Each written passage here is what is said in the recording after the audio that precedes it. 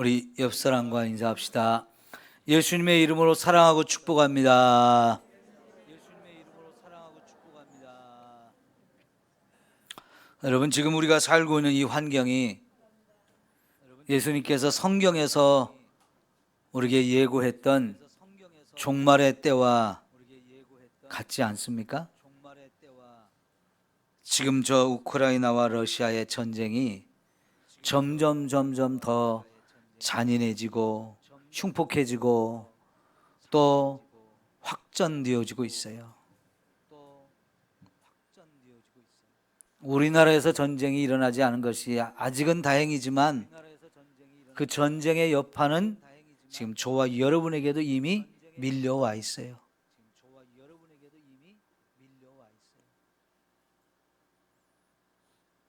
코로나로 인해서 전 세계가 엄청난 고난을 겪고 있는데 이제는 우리나라에도 너무나 많이 확전이 돼서요.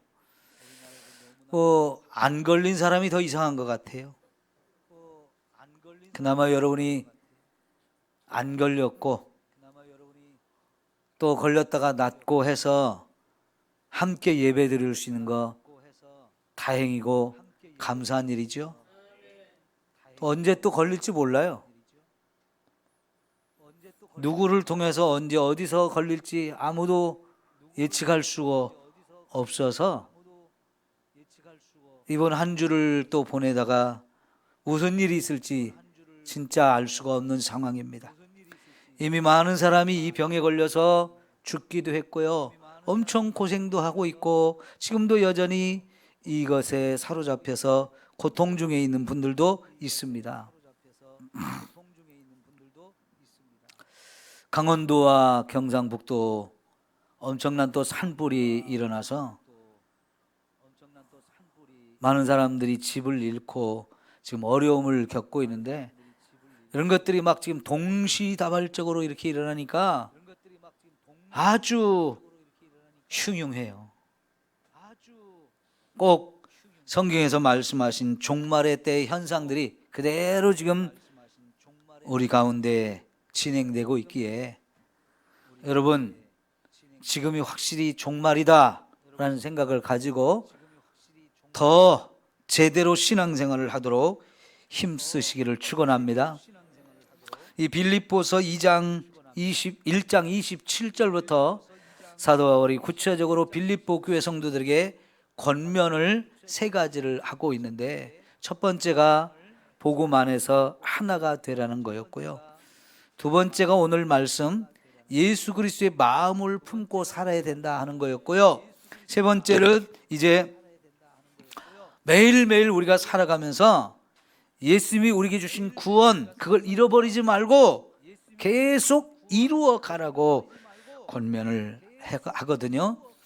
오늘 특별히 예수님의 마음을 품고 살라고 하는 이 권면을 좀 더 구체적으로 우리가 살펴보겠습니다.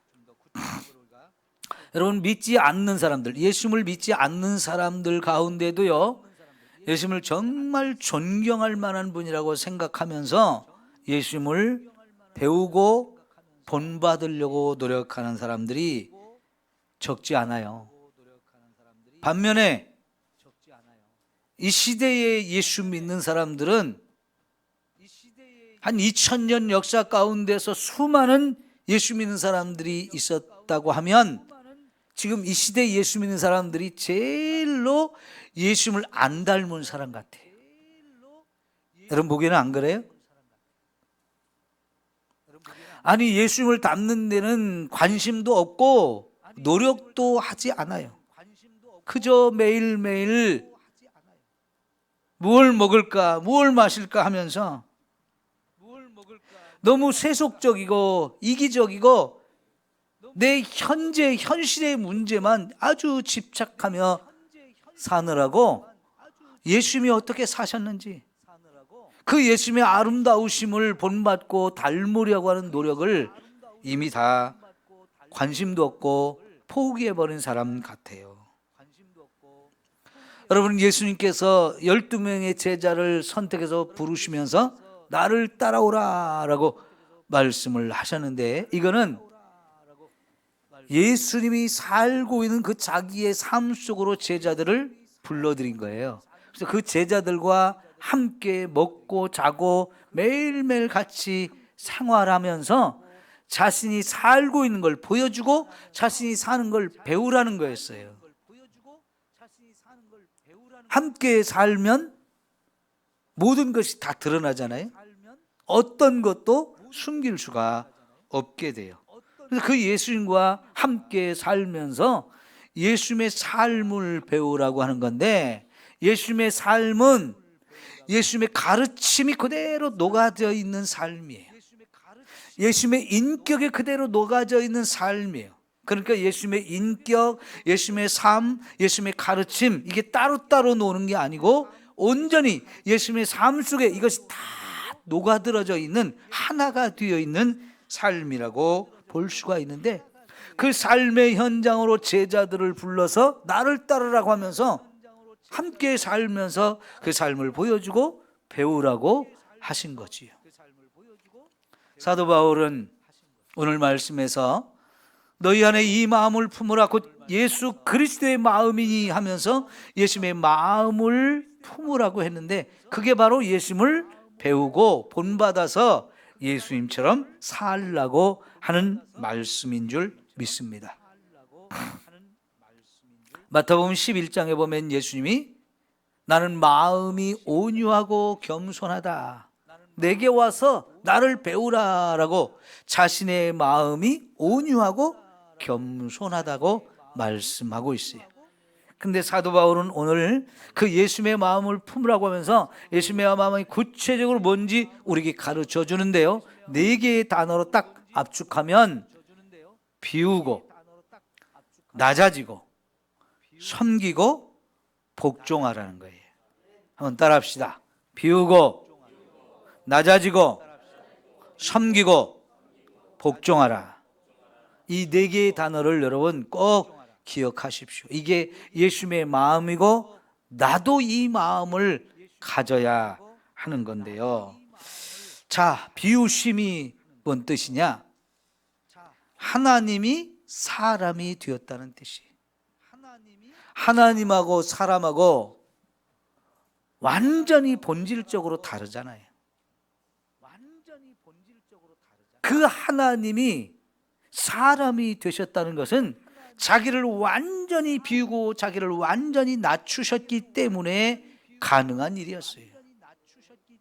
하나님의 하나님됨을 포기하고 그걸 다 내려놓고 하나님으로서 받아야 할 그 영광, 이 모든 것들을 다 누리지 아니하고 완전히 사람으로 자신을 다 낮추셨다는 거예요.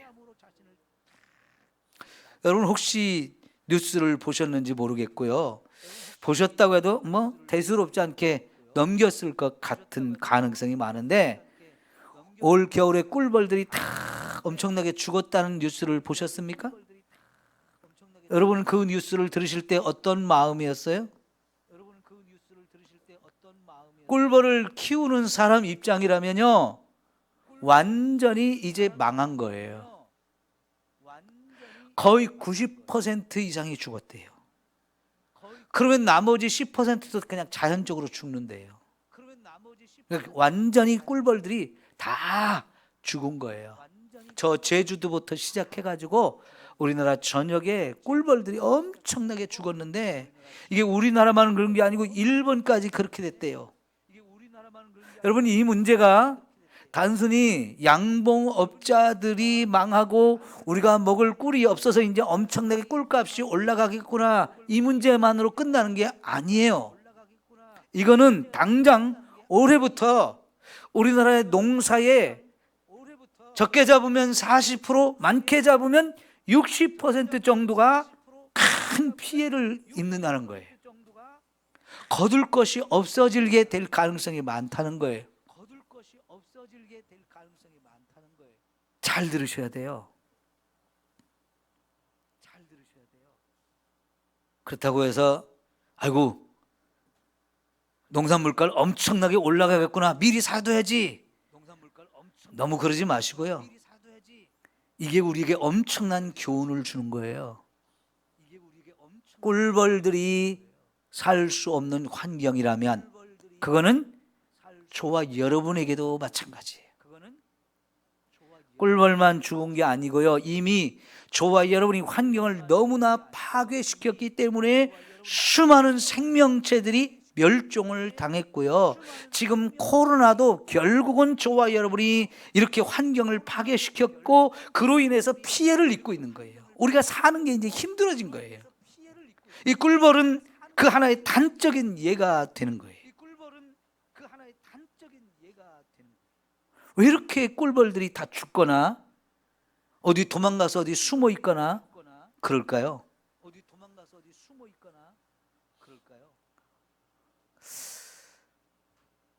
내가 꿀벌이 돼가지고 물어보면 될 텐데 벌들에게 물어봐. 비슷한 유머가 있었죠? 여러분 벌들에게 물어봐야 되는데 그러려면 내가 벌들이 돼야 되잖아요. 근데 우리가 벌이 될 수 없는 게 지금 문제예요. 벌이 돼서 벌한테 왜 이렇게 죽느냐고, 왜 다 도망가서 다른 데 어디 가서 숨어 있냐고 이걸 물어봐서 걔네들이 알려주면 우리가 그거를 빨리 알고 죽지 않도록 살릴 수 있고 그들을 좀 모셔와서 안전하게 살 수 있도록 대책을 세워줄 수 있는데 지금 그럴 방법이 없어요. 원인이 뭔지 잘 몰라요. 그냥 추측하기는 꿀이 뭐예요? 벌들이 자기 먹으려고 저장해 놓은 거잖아요. 그 벌들의 먹이인데 양식인데 이걸 우리가 싹 다 뺏었잖아요. 우리가 먹겠다고. 그리고는 뭘 줘요? 설탕물을 줘요. 이 꿀하고 설탕물하고는 전혀 비교가 안 돼요. 벌들에게 최적의 먹이 그게 꿀인데 그걸 우리가 다 착취해 버린 거예요. 우리 먹겠다고. 그러니까 꿀벌들이 면역력이 없다는 거예요. 설탕물만 먹고. 그래서 이 환경이 변한 것에 대해서 적응을 못하는 거예요. 특별히 여러분 최근에 기후가 얼마나 변했어요. 오늘 또 좀 심하면 영하 7도까지 떨어진다고 하는데 어제하고 그저께만 해도 참 따뜻한 봄이었어요. 근데 이 봄에 갑자기 또 영하의 날씨로 뚝 떨어지니까 기온이 막 올라갔다 내려왔다. 이게 변화무쌍해요. 작년 봄에는 4월 달에 눈이 왔어요. 꽃이 막 피어 있는데, 그죠? 과수의 꽃이 활짝 피어 있어. 벌들이 막 다니면서 막 수분을 해야 되는데 그때 눈이 왔단 말이에요. 벌들이 이런 환경의 변화, 기온의 변화를 적응할 수가 없어가지고 어마어마하게 죽어버렸다는 거예요. 그게 이제 결국은 우리에게 피해가 오는데 들이나 산에 야생의 꽃들이 있잖아요. 걔네들도 이제 벌이 없으면 씨앗을 맺을 수가 없어요. 아무리 꽃을 피워봐야 씨앗을 맺을 수가 없고 그러면 새들도 먹을 게 없대요. 새들이 굶어 죽는다는 거예요. 그러면 연속적으로 이제 먹이 사슬이 이 세상에 먹이 사슬이 연결되어져 있는데 엄청난 재앙들이 이제 우리에게 오고 있다는 거예요. 그 원인을 우리가 벌들에게 물어봐서 이걸 해결해 주고 그들도 살고 우리도 살면 좋겠는데 방법이 없어요, 지금. 그런데 여러분, 우리 인간이 죄로 죽을 수밖에 없는 상황에 처해 있는데 죄의 값은 사망이라고 하면서 하나님이 이 죄에 대해서 무서운 심판을 준비하고 있는데 이걸 아는 인간이 없어요. 이걸 가르쳐주고 이거를 이 가운데 이 죄 가운데 우리를 구원하기 위해서 할 수 없이 하나님이신 예수님이 사람이 되어 이 땅에 오신 거예요. 이거는 하나님이신 예수님이 자기를 완전히 비우고 자기를 완전히 낮추셔서 저와 여러분에게 오신 거예요. 제가 좀 그래도 꿀벌을 예를 들어서 설명을 했지만 구더기로 예를 들면 더 실감 날 텐데 끝나고 나서 여러분이 가서 식사를 하셔야 되니까 좀 제가 좀 그럴 근사한 얘기로 바꿨지만 여러분 하나님이 사람으로 되셨다는 것은요 하나님의 하나님됨을 포기한 거예요. 하나님이 받으실 영광과 이 모든 걸 다 내려놓고 정말 죄인의 자리로 이 땅에 오셨는데, 놀랍게도 예수님은 이 세상에 오시면서도 더 우리보다 낮은 종의 자리까지 가셨다는 거예요. 그래서 예수님이 태어날 때부터 어디에 태어나셨어요? 그분이 거할 만한 방 한 칸도 없이 마구간에서 태어나셨고, 그 축축한 젖어있는 이 마구간 그 바닥에 누일 수가 없어서 어린 갓난아기를 말 구유에 누였다고 하잖아요. 예수님이 이렇게 초라하고 별 볼 일 없는 출생을 통해서 정말 보잘것없는 그런 자리로 오셨다는 얘기죠. 왜요? 그렇게 더 낮아질 수 없는 자리까지 낮아져서 결국은 거기에서 저와 여러분을 섬기기 위해서 그렇게 하신 거예요. 자, 예수님이 이 땅에 오셨을 때 예수님은 여전히 하나님이셔요. 사람의 몸을 입으셨지만 여전히 하나님이기도 하고, 그래서 동시에 또 사람이란 말이죠. 예수님은 완전한 하나님, 완전한 인간, 두 가지를 함께 가진 신인 합일의 모습으로 이 땅에 사셨단 말이죠. 그런데 여러분, 그 하나님이지만 또 사람인 이 예수님이 이 땅에 살 때 배고프면 인간으로서 먹어야 되잖아요.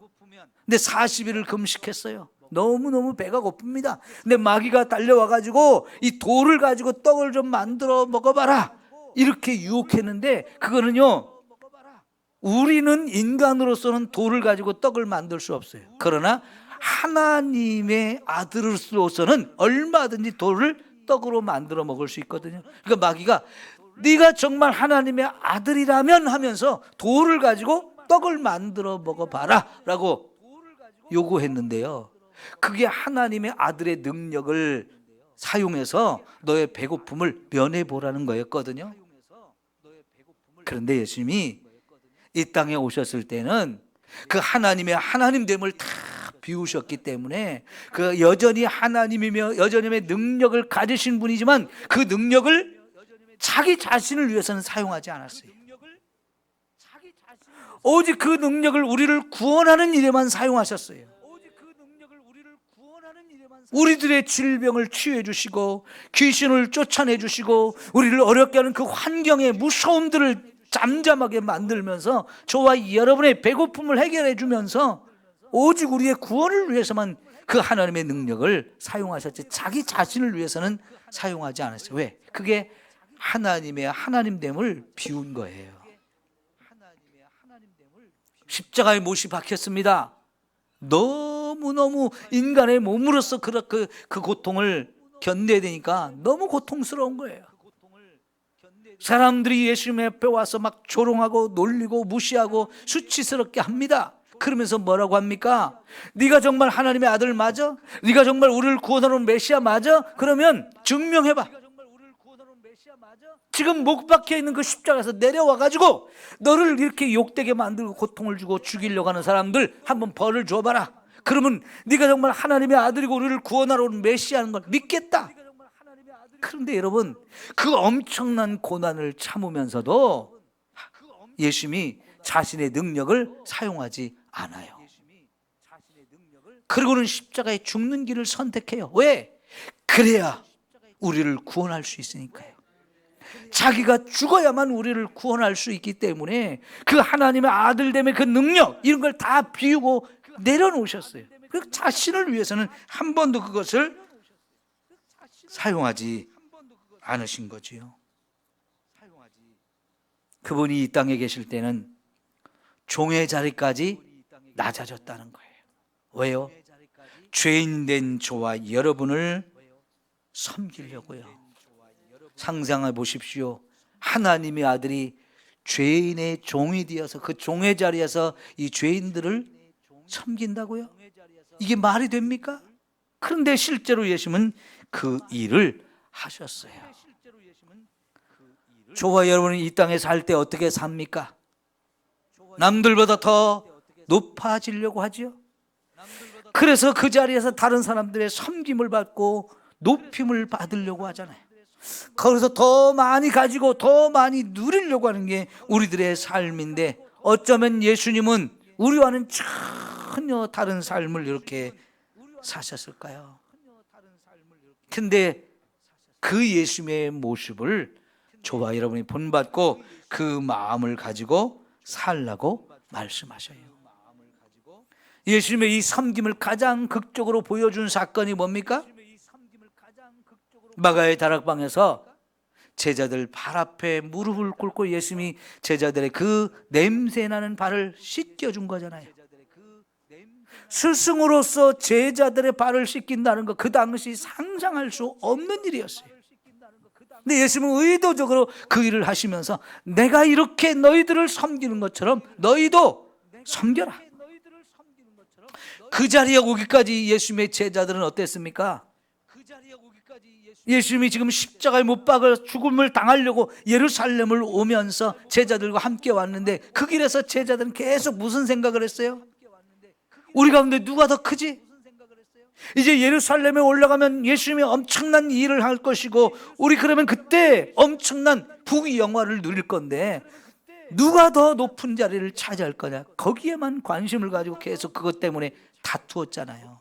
내가 누릴 거다, 내가 그 자리 차지할 거다, 이런 생각을 가지고 그 자리까지 왔는데요, 예수님은 그 제자들에게 높아지려고 하지 말고 낮아지고, 섬김을 받으려고 하지 말고 섬겨라. 내가 그것을 확실하게 지금 너희들의 발을 씻기는 것으로 보여줬으니까 너희도 이렇게 살아야 된다라고 말씀을 하셨어요.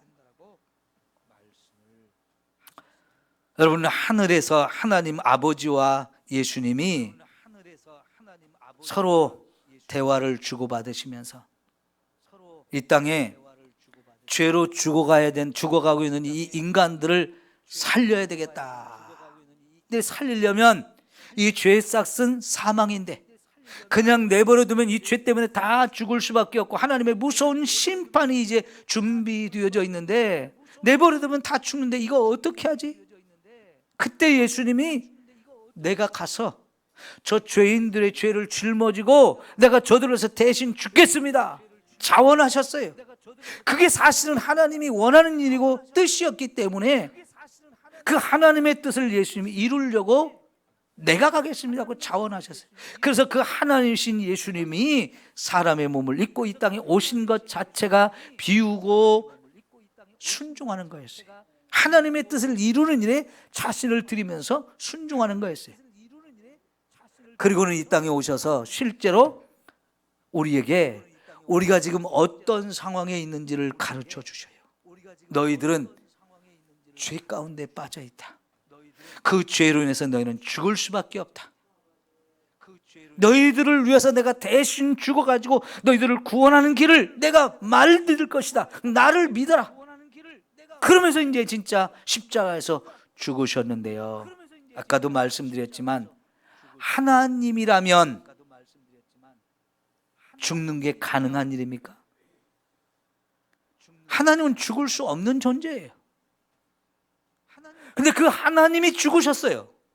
이건 하나님 되심을 다 포기하고 하나님 되심을 내려놓았기 때문에 하나님이 죽음을 당하는 거예요.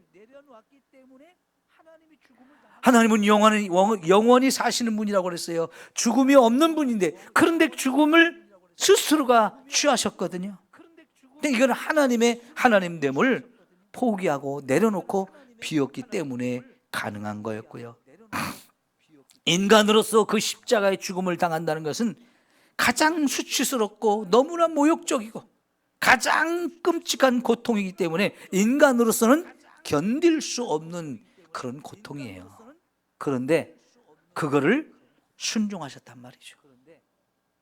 우리는 감히 상상도 할 수 없는 너무나 엄청난 순종을 하신 거예요. 근데 이 모든 것들을 스스로 자원하셨고 피하지 않으시고 도망가지 않으시고 끝까지 복종하시면서 죽음의 길로 가셨다고요. 사실 예수님도 이 십자가 앞에서 흔들렸잖아요. 할 수만 있으면 이 잔을 내게서 옮겨달라고. 할 수만 있으면 이 잔을 내게 옮겨달라고 3번이나 하나님 앞에 간절히 기도했지만, 기도하면 할수록 이거는 내 뜻이고 내가 죽는 것이 하나님의 뜻이라는 것을 깨달으면서 결국은 자신의 뜻을 내려놓고 하나님 뜻을 따라서 내가 순종하겠습니다, 죽겠습니다 하시면서 결단이 섰기 때문에 그 십자가의 죽음의 길을 가셨어요. 여러분, 누가 저와 여러분을 위해서 죽어줄 수 있나요? 세상에는 그런 사람이 하나도 없어요. 설령 다른 사람이 나를 위해서 죽어준다 할지라도 내가 살 수 있는 방법은 아니에요. 이 세상에 나를 대신해서 죽으면서 나를 살릴 수 있는 이 자격을 가지신 분은 하나님의 아들밖에는 없어요. 그분이 죽어야만 내가 살 수 있는 유일한 방법이란 말이죠. 그러니까 하나님이 아니고는, 그분이 죽지 않고는 우리가 살 수 있는 길이 없는 거예요.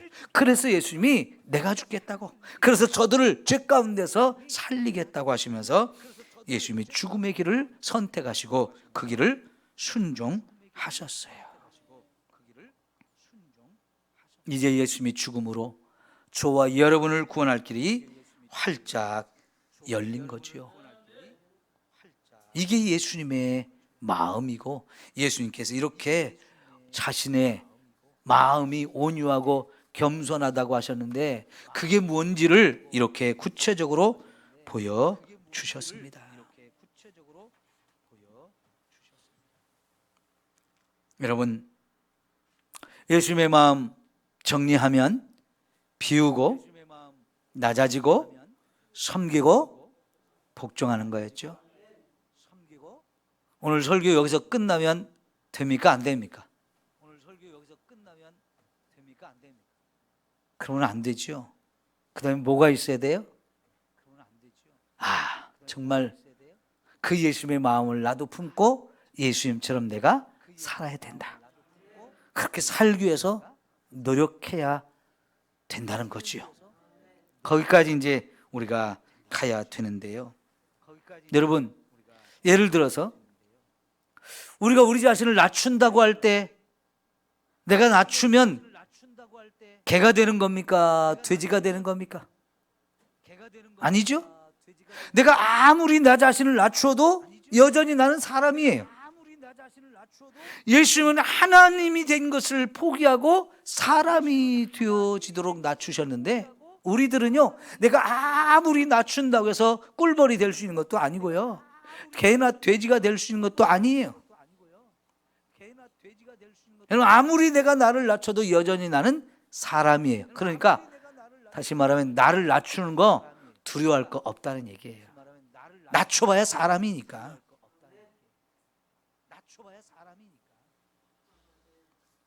아무리 우리가 나 자신을 낮추어도요, 예수님이 하나님으로서 인간이 되신 것과는 비교도 되지 않아요.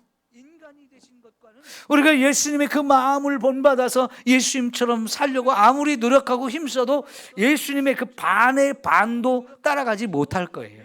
그래도 우리는 예수님처럼 살려고 노력하고 힘써야 할 줄 믿습니다. 그렇게 했을 때 우리가 치욕을 당하고 수치를 당하고 무시를 당하고 정말 못 견딜 것 같고 엄청난 고생과 손해를 본다 해도 우리는 결국은 예수님을 닮기 위해서 살아야 하는 사람이죠. 여러분, 그러면 예수님처럼 우리가 낮아지고 나를 비우면 아무리 다른 사람이 나를 욕하고 무시하고 모욕해도 화날 게 없어요. 더 이상 넘어질 자리가 없다는 얘기예요. 시험 들 것도 없다는 얘기예요. 그럼 여러분 생각해 보세요. 내가 다른 사람이 나를 짓밟고 무시하고 막 뺏어가고 그래도 넘어지지 않고 시험에 안 든다면 이 사람은 진짜 참된 자유를 가진 사람이에요. 이게 진짜 예수님처럼 사는 최고의 아름다운 모습이고, 그런 사람은 진짜 세상을 참된 행복이 뭔지 누리며 살 수 있는 거지요. 자, 여러분, 오늘 말씀해 보면 예수님이 이렇게 비우고 낮추고 섬기고 죽기까지 복종했다고 그랬는데, 그걸로 말씀이 끝나지 않죠. 그 다음에 이어지는 말씀이 뭐예요? 그런 예수님을 하나님이 어마어마하게 높이셨대요. 얼마나 높이시냐면 첫째는 죽은 자를 살리셨어요. 이 죽은 자를 살리는 일, 우리 편에서 보면 이게 엄청난 기적이잖아요. 그런데 이 하나님이 예수님을 그렇게 죽은 자 가운데 살리셨어요. 그리고는 그 예수님을 다시 하늘로 불러 올리셔서 하나님 보좌 우편에 앉게 하셨는데, 그 자리가 본래 예수님의 자리잖아요. 예수님이 비우고 내려오는 걸 다 회복시켜서 다시 그 자리에 앉게 하시고 이제 그 영광 다 누리게 하시는 거예요. 그리고 이 세상의 모든 생명체, 하늘에 있는 거나 땅에 있는 거나 땅 아래에 있는 거나 모든 생명체가 그 앞에, 예수님 앞에 다 무릎을 꿇게 하신대요. 가장 높여주시는 거잖아요. 그리고 자기들의 입을 열어서 예수님이 온 세상의 주인이 맞습니다 라고 고백하게 만드신다는 거예요. 이게 얼마나 예수님을 하나님이 높여주시는 겁니까? 이거는요, 자기를 완전히 비우고 낮추고 복종하고 죽기까지 하셨던 그런 예수님만이 누릴 수 있는 어마어마한 영광이요 은총인 줄 믿습니다. 그런데 여러분, 이거는 예수님만에게 주어지는 것이 아니고 예수님의 마음을 담고, 그래서 예수님처럼 살면 비록 저와 여러분이 나를 낮췄기 때문에, 비웠기 때문에, 나를 죽이기까지 복종하는 이 삶을 살기 때문에 내가 어려움을 당하고 손해를 보고 아픔을 당하고 고통을 당한다 할지라도 이거 잠시 잠깐이에요. 예수님이 우리도 반드시 높여주시고 우리를 존귀하게 만드시며 우리가도 함께 영광을 누릴 수 있게 하시는 거지요. 여러분, 이미 예수님은 이 땅에 오셔서 저와 여러분을 어마어마하게 높여주신 분이에요. 우리를 가장 높이실 분이 예수님인데요. 여러분, 예수님이 아까 말씀드린 대로 말구유에 태어나셨다고 그랬죠. 정말 자신의 출생 때문에 나는 정말 보잘것없고 별 볼 일 없다고 생각하는 사람들한테 이게 얼마나 큰 위로가 되어지는 겁니까? 나는 예수님보다는 낫다. 이 땅에서 열등감에 사로잡혀서 나는 가진 것도 없고 배운 것도 없고 잘난 것도 없고 정말 나는 보잘것없고 별 볼 일 없다고 스스로 열등감에 사로잡혀 사는 사람이 얼마나 많습니까? 그런데 예수님은 나는 고운 모양도 없었고 사람들이 흠모할 만한 풍채도 없었고 사람들에게 버림을 받았고 무시를 당하고 짓밟히며 욕을 먹었다. 저 공중의 새들도 잠자리가 있는데 나는 머리 둘 곳이 없다. 정말 나는 가진 것도 없이 살았다라고 예수님이 말씀하시면 그 말을 들을 때 우리가 어때요? 하나님의 아들도 그런 모습으로 이 땅에 살았는데 나는 그분보다는 더 많이 가졌고 더 많이 누리며 살고 있구나 생각하면요, 예수님께서 가장 낮은 자리에 오셔서 저와 여러분을 자꾸 이렇게 높여주시고 위로하고 힘을 주셔요. 용기를 주셔요. 그나마 나는 다행이구나. 예수님에 비하면 나는 정말 많은 걸 누렸고 정말 많은 것을 가졌고 엄청난 복을 받은 사람이구나 하고 우리가 힘을 얻을 수 있어요. 여러분, 이 시간 한번 여러분 자신을 한번 생각해 보세요. 나 자신은 누굴까요? 나는 누굴까요? 사람들이 여러분에게 물어보면서 당신을 좀 소개해 주겠습니까? 라고 물어보면 여러분 뭐라고 소개할 것 같아요? 저 같으면 이렇게 보통 말할 거예요. 예, 저는 제 이름은 유병학입니다. 군산에 살고 있고요. 삼성교회 목사이고요. 나이는 62세고요. 공부는 얼만큼 했고요. 내 재산은 어느 정도이고요. 이런 얘기할 거고요. 제 아내는 정교정이고요. 제게는 두 아들과 딸이 있습니다. 나는 예수 믿고 구원받은 사람입니다. 뭐 이 정도를 소개할 것 같아요. 아마 여러분도 스스로를 소개한다면 제가 제 자신을 소개한 거하고 별로 다르지 않을 텐데, 자 보십시오. 가만히 생각해 보십시오. 사람들은요, 자신이 뭘 얼만큼 소유했냐, 자신이 지금 어떤 직업을 가지고 있고 어떤 지위에 있느냐, 뭘 얼만큼 배웠느냐, 이런 것들을 소개하면서 그게 자기 자신인 줄 알아요. 그게 진짜 우리의 참 자아일까요? 여러분, 이것은 다 허상에 불과한 거예요. 그건 절대로 우리의 실상이 아니에요. 우리의 본 모습이 아니에요. 사람들이 이런 허상을 가지고 내가 가진 것으로 나를 치장하고요, 내가 만들어 놓은 그 어떤 자리나 직업이나 이런 것들을 가지고 나를 위장하고 그 뒤에 숨어서 나를 감추고 있어요.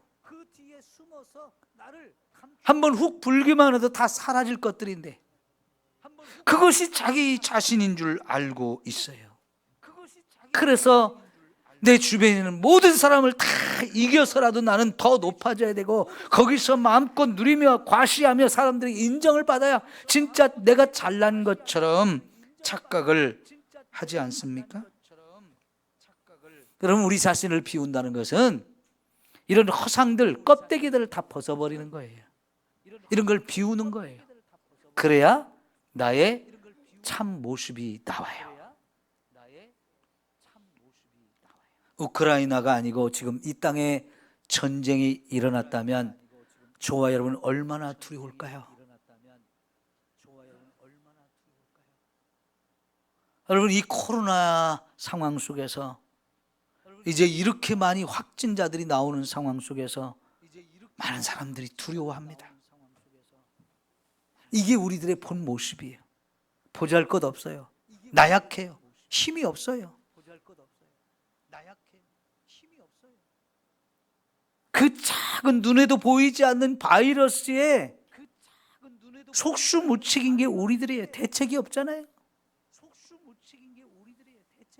그것 때문에 수많은 사람이 죽어나가고 그것 때문에 수많은 사람이 고통을 받아도 그저 우리가 할 수 있는 건 마스크 하나 쓰는 것밖에는 별것 없어요. 안 걸리면 다행인 거죠. 여러분, 그 자리까지 낮아지고 그렇게 비워야 비로소 나의 본질이 보이고, 그래서 거기서 이제 주님을 바라보며 주님, 나 좀 도와주세요. 나는 주님이 필요합니다.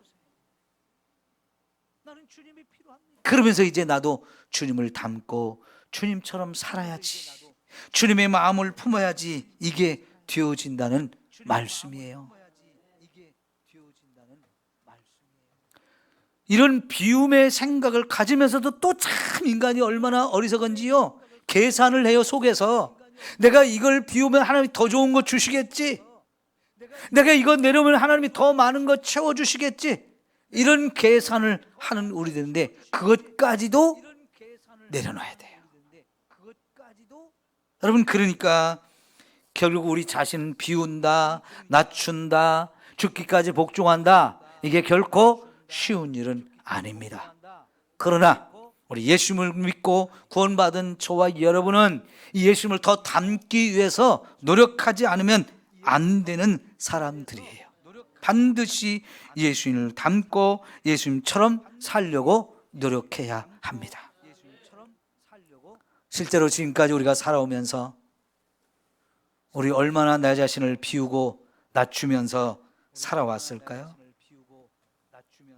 뭘 얼마나 포기하고 살았을까요? 몇 번이나 나를 죽였을까요? 너무 보잘것없어요. 주님 앞에 너무나 부끄러운 마음인데요, 이제라도 저와 여러분 주님의 마음을 품어야 합니다. 주님처럼 살고 주님을 닮으려고 저와 여러분이 하나씩 하나씩 비우고 하나씩 한 단계 한 단계 더 내려가면서 낮아져야 되고, 남을 섬기려고 힘쓰고 주님의 말씀에는 끝까지 순종할 수 있는 저와 여러분이 되어야 합니다. 여러분, 이제는요, 뭔가 가지고 싶다, 뭔가 좀 더 높아지고 싶다, 그럴 때 그 목적이 달라져야 돼요. 지금까지는 나 자신을 위해서 가지고 싶고 나 자신을 위해서 더 높아지려고 했다면 이제는 주님을 위해서 가져야 되고 주님을 위해서 높아져야 된다는 이 목적이 바뀌어야 되는데 왜 가져야 됩니까? 내가 가진 것을 가지고 죽어가는 영혼을 살리는 데 필요하니까. 그것을 위해서는 힘도 필요하고 권세도 필요하니까 하나님 그것 주세요. 내가 그걸 가지고 죽어가는 영혼을 살리겠습니다. 한 영혼이라도 더 구원하겠습니다. 더 복음을 전하겠습니다. 그래서 그것이 필요합니다라고 목적이 변화되어져야 해요. 그리고 이미 내게 주어진 것을 기꺼이 주님이 원하시는 일, 죽어가는 영혼을 살리는 일을 위해서 쓸 수 있는 이런 일꾼이 되어야 합니다. 그게 주님을 닮아가는 것이고요. 이제 주님의 마음이 내 마음에 하나씩 하나씩 자리를 잡게 되어지는 거죠. 여러분 다시 한번 다짐합시다. 우리 주님의 마음을 담읍시다. 주님의 마음을 품고 삽시다. 기도합니다. 하나님 아버지, 우리 주님의 이 마음을 품기를 원합니다. 모든 것을 비우고 가장 낮은 자리로 내려가셨고 부끄러운 죄인들을까지도 섬기시며 그들을 위해서 죽기까지 복종하신 예수님의 마음, 그 마음이 있어서 오늘 내가 살았습니다. 그 마음으로 내가 이제 나도 품고 주님을 따라가기를 원합니다. 부족하고 연약하지만 노력하게 하시고 그 마음 하나하나가 내 마음에 자리 잡을 수 있도록 도와주옵소서. 예수님의 이름으로 기도하옵나이다. 아멘.